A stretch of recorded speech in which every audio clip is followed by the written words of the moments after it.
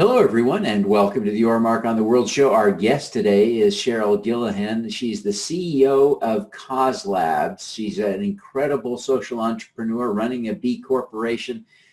Stay tuned. You don't want to miss this episode. Welcome to Your Mark on the World, bringing you another changemaker with champion of social good, Devin D. Thorpe. Hi, Sheryl. Welcome back. We're thrilled to have you on the show. Thanks so much, Devin. I'm honored to be here. Well, you're doing some remarkable work, and I want to learn more about what you're doing at Causelabs. Why don't you start with giving us an overview of the services that Causelabs provides? So Causelabs started as a technology company and is still rooted in technology. We offer strategy, design, and custom software development, primarily for nonprofits and social enterprises, other B Corps. But now we are recognizing that more and more for-profit companies are actually shifting towards purpose-driven businesses and helping their communities. And so we're broadening our scope a little bit and actually just trying to make technology part of purpose. Fantastic. Now, you are kind of leading the company through a bit of a transition. The company had good sales last year, about 1.7 million, you told me, and you've got, I think, 16 employees. Is that right? We had 16 employees, yes. You had 16 employees, and you didn't make a profit last year, so you're really trying to push for that this year. What are you doing to make sure that your business is profitable this year? So, as my math teacher would have told me in elementary school, it's basic math. But when you start leading a business, it's not so simple. I mean, there are a lot of things to factor in, values, both your corporate values and your personal values when you're making those decisions. There are families and salaries on the line, and there are also, our partners that we have to consider and making sure that we deliver quality products to them at all times. And so one of the things that we did do is cut expenses, but we also evaluated where our rates were, whether or not we had to raise those or not. At this point in time, we haven't had to raise our rates, but we have cut some extra expenses. For example, we're a completely virtual team now. We had an office in Denver, but that was an overhead expense that we didn't really need. And our partners trust us, and we go to their office when they need us to, but we work really well virtually, and so that was an expense we were able to cut. How scattered are your employees now that you're all virtual? We have a few in Denver. We have one in Albuquerque. I am based in Dallas-Fort Worth myself. We've got one in Little Rock, Arkansas, and one in Ohio. So you really are spread out. We are. But we've been spread out for 13 years. So we have a culture that actually works well with the distributed team, and with the advancements of technology, the tools work really well for us. Yeah, I can appreciate that. I've got contractors all around the world that help me in my business. So it is amazing what we can do across vast distances now. Yes. So what's one of the projects you're most proud of that you've done recently? One of the projects we're most proud of is actually Balancing Act.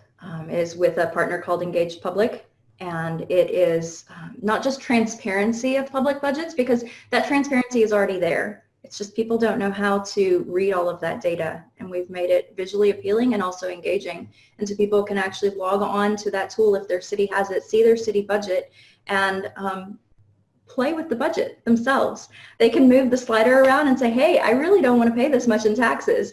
But then they have to figure out, how do I balance the budget if I'm cutting taxes, and where does that money come out of our public expenses? And so it's a really exciting, engaging tool. There are some fun ways that some cities are using it. So if you actually look at our social media, you'll see that there have been some tweets about Milwaukee, for example, and how they're using it for public engagement. Wow, it is an exciting tool. As you look at the work that you're doing and your goal to become profitable, how do you, and you talked a little bit about this, but I want to dig deeper, how do you preserve your goals, objectives, your values, your commitment to impact as you strive to become profitable? It's a really good question. Most of our partners are nonprofits. And so one of the advantages that we can bring to the table is we actually help with the grant applications. A lot of our work is grant funded, and so we understand that. And so we try to come into projects as a partner, not just as a vendor, with the nonprofit organizations that we're working with, and we try to add the value and show how this is going to change a particular community or the impact that it's going to make over time. One of the things that we definitely have to do as a company, and this may mean that we're still more at a loss than a profit right away, but as technology evolves and we're using technology for good, we also have to evolve how we approach these problems and how we address these problems with technology. And one of the things we're actually looking at doing is potentially adding a scientist to our team. So nothing says that as a tech company, you just have to hire designers and developers and project managers.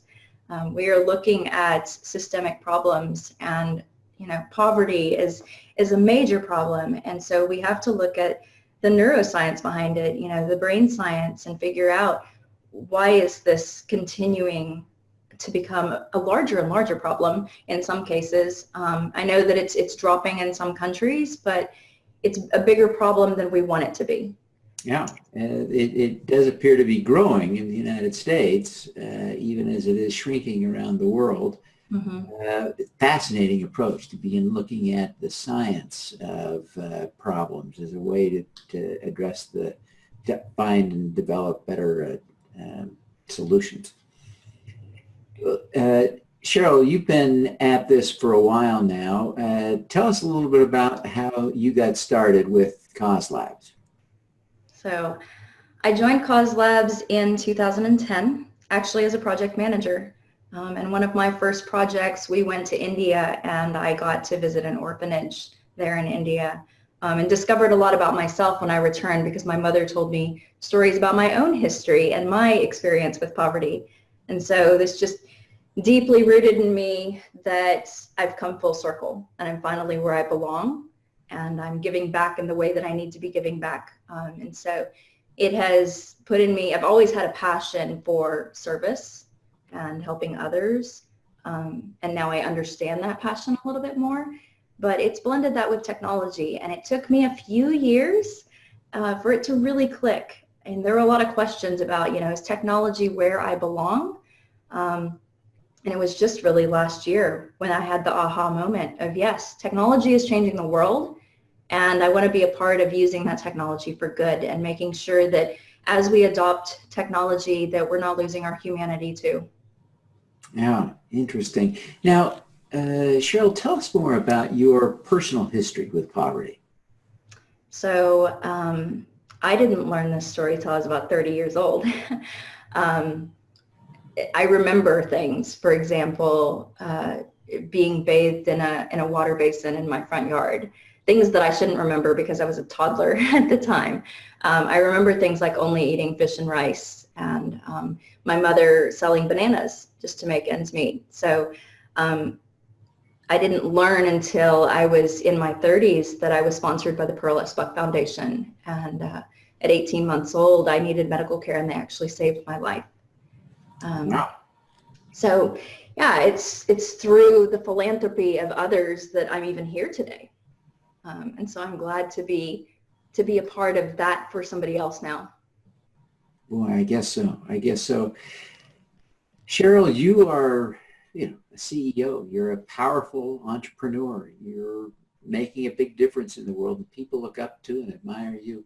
Who do you look up to as a role model?